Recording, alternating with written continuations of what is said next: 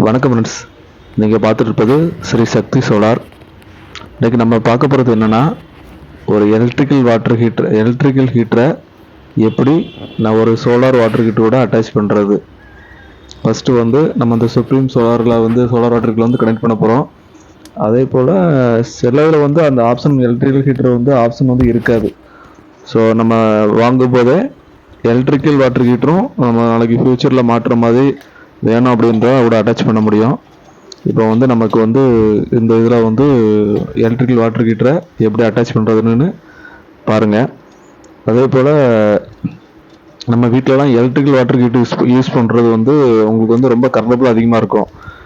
நம்ம solar water heater பயன்படுத்தும் போது உங்களுக்கு அந்தளவுக்கு கரண்ட் பில் இருக்காது. ஏன்னு கேட்டேன்னா, நம்ம சோலாருடைய வாட்டர் ஹீட்டருடைய டெம்பரேச்சர் 100 டிகிரி செல்சியஸ். அதோட எலக்ட்ரிக்கல் வாட்டர் ஹீட்டர் நம்ம கிட்டத்தட்ட ஒரு 60 to 70 டிகிரி செல்சியஸ் தான். அதுக்கு மேலே தெர்மல் சுவிட்ச் ஒர்க்காகவே கட்டாயிரும் பார்த்துருங்க. இப்போ இதில் என்ன ப்ளஸ் பாயிண்ட்னா, இப்போ வாட்டர் ஹீட்டர் ஆல்ரெடி 100 டிகிரி செல்சியஸில் இருக்குது. நம்மளுக்கு சப்போஸ் தண்ணி ஏற்கனவே கொஞ்சம் அந்த கூலிங் டைம் மழை நேரத்தில் கூலிங் நேரத்தில் நமக்கு சோலார் ரொம்ப லோ பவராக இருக்கும். அப்போ இந்த டைம் கொஞ்சம் நமக்கு இன்னும் நல்லா கம்ஃபர்டபுளாக இருக்கணும் அப்படின்னா நம்ம அந்த எலக்ட்ரிக்கல் வாட்டர் ஹீட்டரை அட்டாச் பண்ணுறது.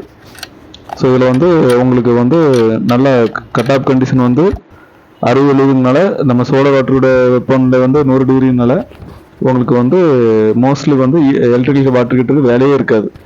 எப்போமாவது ஒருக்கா ரேராக தேவைப்பட்டுச்சுன்னா இந்த இதை எலக்ட்ரிக்கல் வாட்டர் ஹீட்டர் அடிஷ்னலாக பயன்படுத்துகிறாங்க. ஸோ இது ரொம்ப யூஸ்ஃபுல்லாக இருந்த மாதிரி இருக்கும்.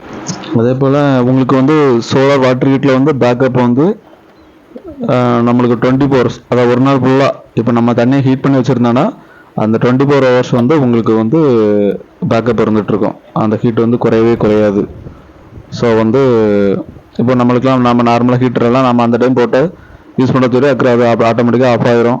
இல்லைனா ஆஃப் பண்ணாலுமே உங்களுக்கு தண்ணி கூலிங் இருக்காது. அதே போல் ரொம்ப தண்ணியும் நமக்கு லேசான ஹீட்டு தான் இருக்கும். சோலார் நல்லா அருமையாக இருக்கும்.